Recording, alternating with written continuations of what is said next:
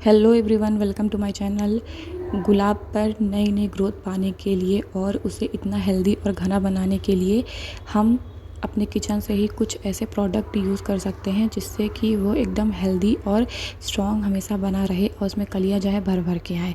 आप किचन जो वेस्ट होता है उनको फेंकने से अच्छा इनमें यूज़ कर सकते हैं। आज मैं आपको ऐसे 3 टिप बताऊंगी जिससे आप अपने रोज़ प्लांट को गर्मियों में भी फूलों से भर सकते हो, हेल्दी रख सकते हो और रोज़ प्लांट जो है हमारा एकदम सुपर फास्ट ग्रोथ करेगा, हाई टेम्परेचर में भी, और फूलों से भरा रहेगा। कलियाँ आप देख सकते हैं इसमें कितनी अच्छे से निकल के आई हुई हैं और फ्लावर्स भी कितने खूबसूरती से हैं। तो पहला जो हमारा टिप है, पॉइंट है, जो ट्रिक है, तो उसमें क्या करना है, हमें सॉइल की गुड़ाई करना है। रोज़ प्लांट जो होता है उसे गुड़ाई वाली सॉइल काफ़ी अच्छी पसंद होती है।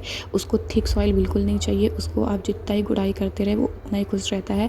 मैं तो हर हफ्ते इनमें गुड़ाई करती हूँ, वैसे मैं 15 से 20 दिन में गुड़ाई इनमें ज़रूर करनी चाहिए, पर मैं हर हफ्ते इनमें गुड़ाई करती हूँ। उससे आप देख सकते हो मेरा प्लांट की मिट्टी भी कितनी रिच है और मिट्टी भी कितनी भुरभुरी बन के रहती है।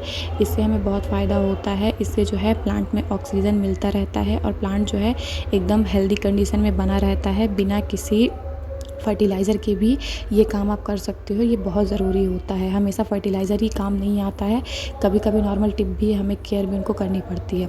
अगला क्या है, हमारा जो नेक्स्ट पॉइंट है वो ब्रांच को हम कैसे इंक्रीज़ कर सकते हैं, मतलब जो हमारी ब्रांच होती है उनको हम कैसे बढ़ा सकते हैं। तो हमें क्या करना है, जब हमारे फ्लावर जो होते हैं खिल के निकल जाएँ, यानी जो फ्लावर होगा खिल चुका है उसको हमें ऐसे डेड हेडिंग कर देनी है। और ऐसे आप डेड हेडिंग करेंगे, उससे क्या होगा कि जो फ्लावर होता है वो हमारे प्लांट्स पे नहीं सूखेगा, उसकी जो एनर्जी होगी वो न्यू ब्रांच जो है निकालने में लगाएगा। अगला क्या करना है, इसे आप देख सकते हो कि ऐसे अगर आप तोड़ दोगे तो ऐसी ऐसी आपको नई नई कलियाँ और ब्रांचेस मिलती रहेंगी। अगला क्या करना है कि आप ऐसे कट भी कर सकते हो, नहीं तोड़ना है तो आप सीज़र ले लीजिए, साफ सीज़र लीजिएगा, उससे 3 पत्ती के नीचे से कट कर दीजिएगा तो आइट साइड से आप देख सकते हैं कितनी अच्छी ब्रांचेस निकली हुई हैं। और एक चीज़ ध्यान रखिएगा कि जब आप काटें तो उसके बाद आप इसको लॉक कर दें, चाहे हल्दी पाउडर लगा दें, फिर फंगीसाइड लगा दें, जिससे कि इस पर किसी तरह का अटैक ना हो, क्योंकि काटने के बाद जो होता है रोज़ प्लांट में काफ़ी अटैक होने लगते हैं, जिसके कारण रोज़ प्लांट हमारा ख़राब हो जाता है, ऊपर से ही डाई बैक लग जाता है। इसलिए आपको इन चीज़ों का ध्यान रखना है। पॉइंट नंबर 3 क्या है, मॉइस्चराइज़र लॉक करना, यानी पानी का स्प्रे करना। ये एक नॉर्मल टिप होती है लेकिन बहुत यूज़फुल होती है। आपको करना क्या है कि जो पत्ती जो न्यू न्यू निकलती है उनको मॉइस्चराइज़र की बहुत ज़रूरत होती है। अगर इतनी कड़कती धूप में उन्हें मॉइस्चर नहीं मिलेगा तो वो मर जाएंगे और उनकी जो न्यू ग्रोथ है वो भी ख़त्म हो जाएगी। तो कॉमन चीज़ है, प्लांट हमारा ग्रोथ करेगा ही नहीं। और अगर हमारे प्लांट में मॉइस्चर नहीं बना रहेगा, प्लांट में तो मॉइस्चर हम मिट्टी में पानी दे के, खाद दे के बना सकते हैं, लेकिन उसकी पत्तियों पे भी मॉइस्चर काफ़ी ज़रूरी है। इसलिए आप जब भी रोज़ प्लांट में पानी दें उस पर आप स्प्रे करें।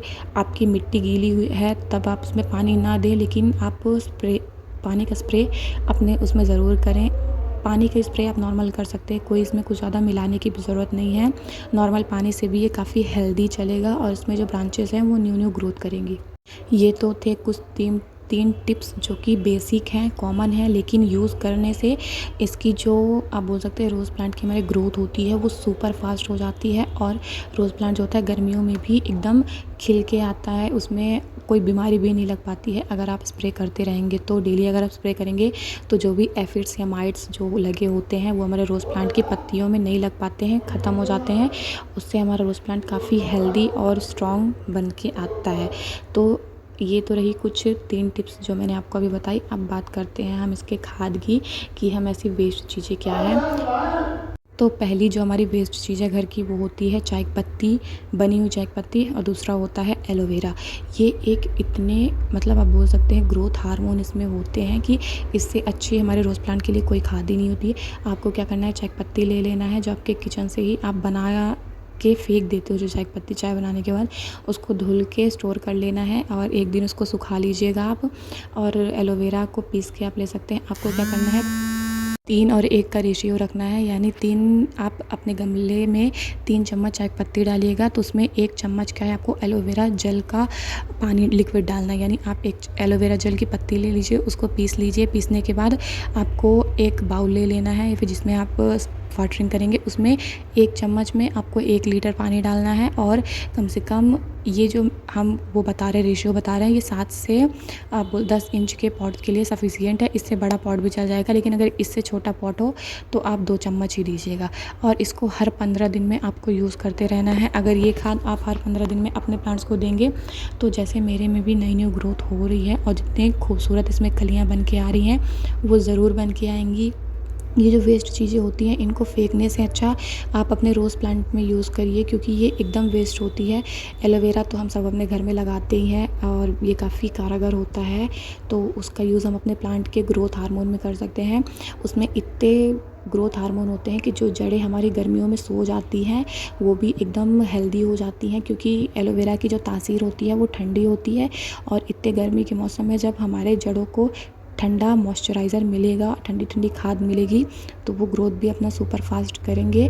और अगर रोज़ के प्लांट की हमारी ग्रोथ जो होती है, जड़ें जो होती हैं वो अच्छे से ग्रोथ करेंगी, अच्छे से डेवलप्ड होंगी तो हमारा रोज़ प्लांट की जो कलियां हैं वो अपने आप बन के आएंगी।